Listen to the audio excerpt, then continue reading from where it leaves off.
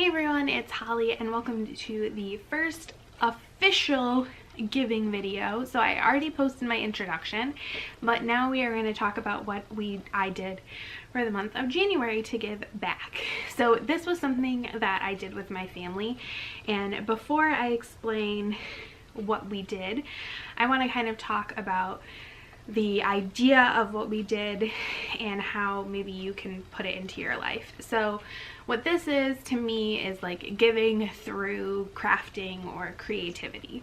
So growing up, like my mom, she would crochet hats and scarves and mittens, and she would donate them to our church, which would then donate them out.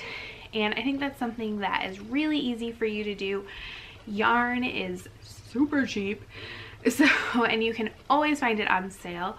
And crocheting, you can knit too. I crochet, I don't knit.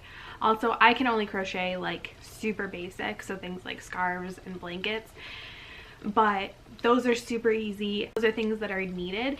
I live in Western New York, so it definitely gets chilly. Like the last few days here have been in single digits and then negative like 20 wind chill, so it gets really chilly out there in the world. So it's really important for whether it's for homeless people or shelters or anything like that to have those kinds of things that are needed, or kids who need help because their families can't necessarily provide for them. So what we did this month was we got together, a few of us ladies in my family. Men were more than welcome, but it just ended up being all of the ladies. And I don't have a finished example for you. I will try to put like a picture in or something for you. I just have some partially done ones because we weren't able to finish in the time that we had. We worked on this for about 4 or 5 hours, and so I brought some home to continue working on. So what we made are surgical caps.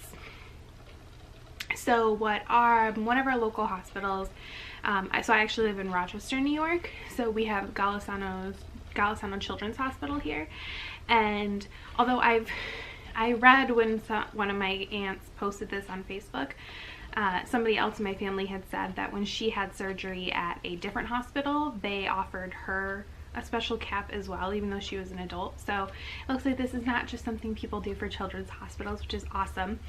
So I had seen a video about the children's hospital where they like to give the children choices, kind of give them like agency and feel like they have control over their situation when they're in such a crazy place.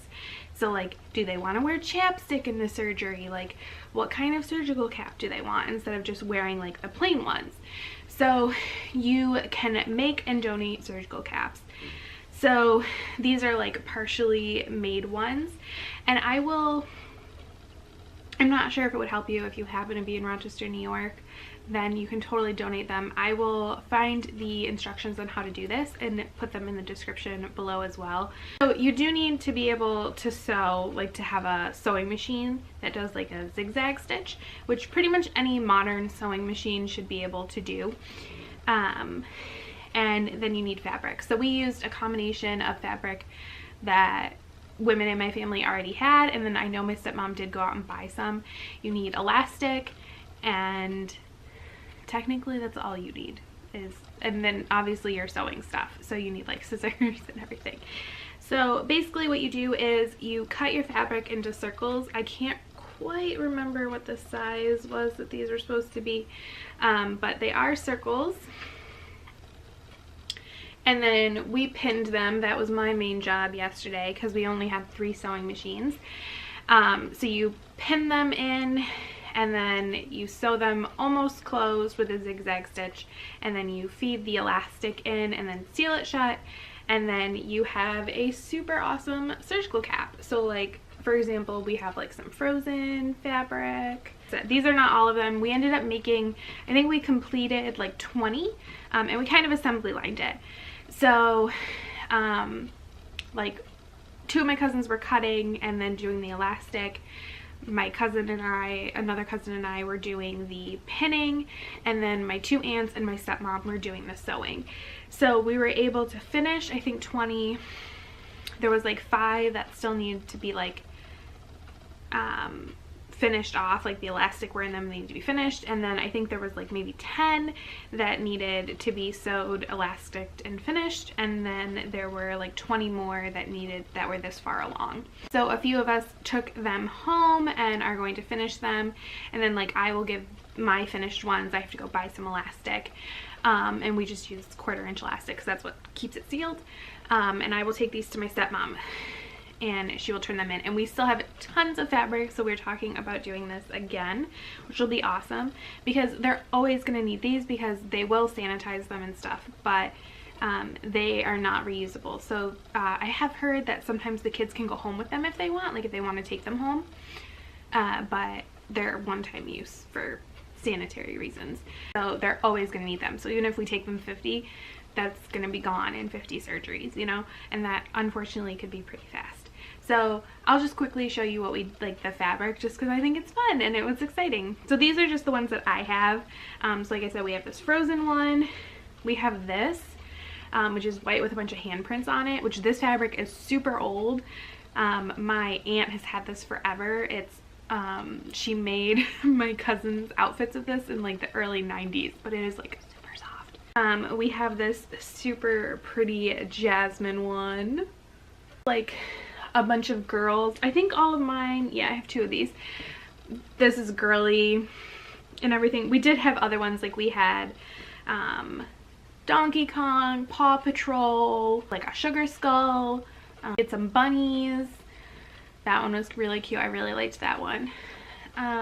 Bees, like books with a bookworm on them. It was just a ton of different ones. So ones that can be like for all different ages, like all different age interests and whatever gender, stuff like that. So it was fun because we got to spend time as a family working on something. You feel accomplished, you get to take time, like you're giving time more than anything else.